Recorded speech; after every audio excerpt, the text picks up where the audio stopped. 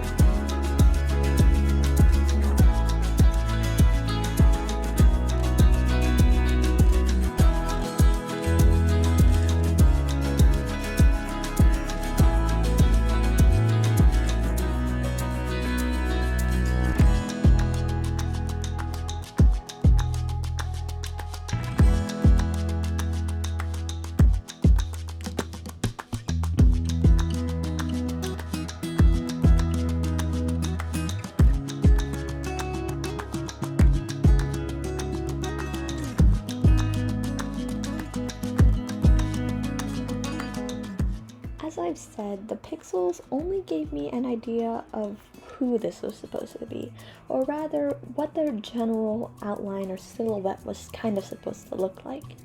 This piece was meant to be my interpretation of that muddle of pixels, but any farther than just the basics of the character were pretty much up to me to decide. The picture gave no hint of clothing details, hair, or even colors. So I kinda just threw stuff on the wall and saw what stuck. On this channel I've realized a lot that I tended to gravitate towards like fantasy mermaid colors like light greens, blues, and purples. I know in my last video that was because the whole challenge was working with a randomly generated color palette, and that's just what I ended up getting. And even in my turning periodic elements into characters video, I also ended up getting gray-blue colors because of the way that things worked out and how most of those elements were kind of colorless, which I chose to represent as light blue.